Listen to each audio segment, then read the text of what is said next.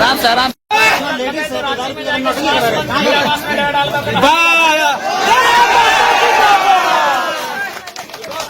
कभी हड़ताल की करना है, जारी रखना है।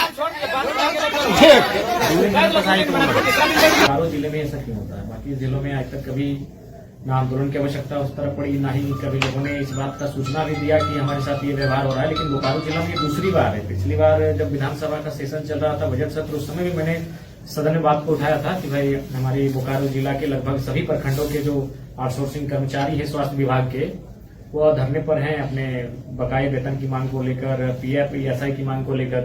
उसके बाद फिर उन्हें कुछ महीने का वेतन दिया गया और पुनः फिर आज लगभग 6-7 महीना के बाद वही स्थिति है। तो निसंदेह इसको जानने का प्रयास होगा कि आखिर ये हो क्यों रहा है। सरकार और जो आउटसोर्सिंग एजेंसियां हैं उनके बीच तालमेल नहीं है, या फिर उनके बीच क्या खामियां हैं, क्या बातचीत हो रही है, तो उसका निराकरण करना आवश्यक है। मैंने बाकायदा आपके सामने स्वास्थ्य मंत्री जी को फोन किया और उनसे मैंने बात की कि भाई इसका निराकरण निकाला जाए और भविष्य में इस प्रकार की असुविधाएं बोकारो जिला के जो आउटसोर्सिंग कर्मचारी उनके साथ ना घटित हो।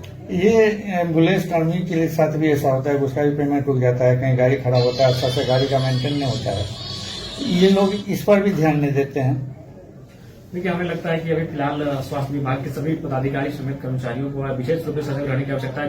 पदाधिकारियों को तो विशेष रूप से ध्यान देना होगा। भले वो एक कंपनी के अधीन आकर आपके यहाँ काम कर रहे हैं, लेकिन वो काम आपके लिए कर रहे हैं, आपका काम कर रहे हैं, आपका जो शिक्षा स्वास्थ्य का जो स्तर है उसको बढ़ाने के लिए अपना योगदान दे रहे हैं। तो इनकी जवाबदेही बनती है, इनकी निगरानी बनती है और उस पर ध्यान देना चाहिए। उनकी असुविधा क्या है उन पर भी ध्यान देना चाहिए और उनका निराकरण करना चाहिए। और मैं अपनी ओर से पूरा प्रयास करूंगा इस बार का विधानसभा सत्र अगर चलेगा, और मैं स्पष्ट इस बात को रखूंगा, विशेषकर जिस दिन स्वास्थ्य विभाग के बजट पे चर्चा होगी कि भाई इस प्रकार से 8 महीना 6 महीना किसी को लटका के रख देना और विशेषकर बोकारो जिला के साथ दुर्व्यवहार करना, ये नहीं होना चाहिए, बंद होना चाहिए और उनको भी नियमित वेतनमान का भुगतान करना चाहिए।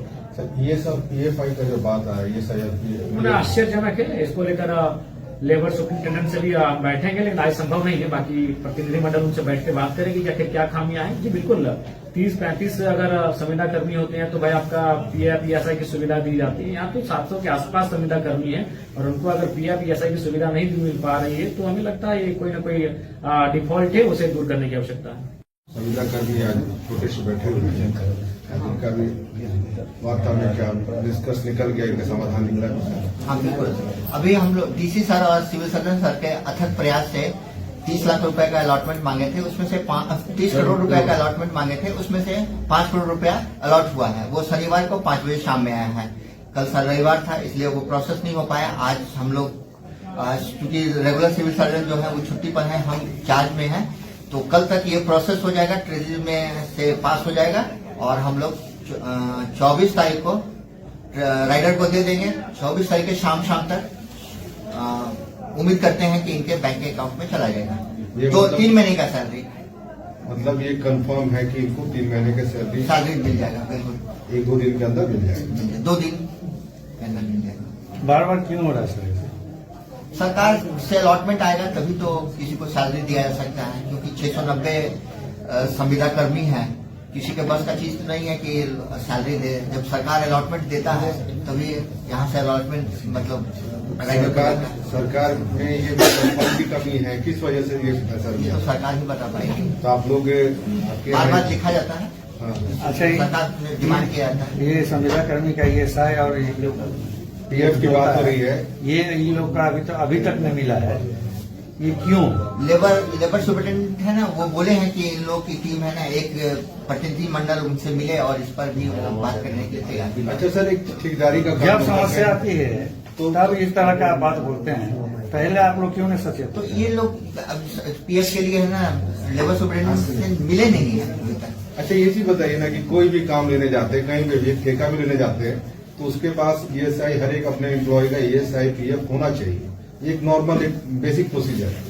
उसके बावजूद यहाँ पे आपके यहाँ 690 लोग काम कर रहे हैं और आप लोगों के पास ईएसआई पीएफ है, ये चिंता का विषय नहीं है। ये जो राइडर का कॉन्ट्रैक्ट स्टेट गवर्नमेंट भर से राइडर का होता है, उसमें सिविल सर्जन एक मीडिएटर का काम करता है जो अटेंडेंस बना करके और अटेंडेंस बनाता है और गवर्नमेंट से अलॉटमेंट लेता है।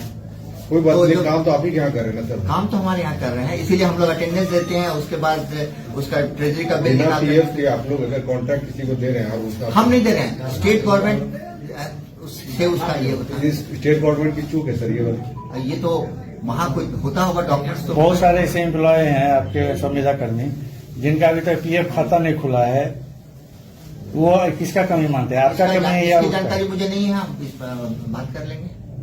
इतना हल्ला हो रहा है, आपको कमी का पता नहीं चल रहा है? नहीं, हमको किसका किसका नहीं है, नहीं खुला है, हमको मालूम नहीं है। अच्छा, आप लोग को तो हम लोग प्रभार में हैं आप आज लोग को के। तो आवेदन भी मिला है, अब उस पर सीएस सर क्या कर रहे हैं? आवेदन के बावजूद भी आप लोग एक्शन में नहीं आ रहे हैं, क्यों?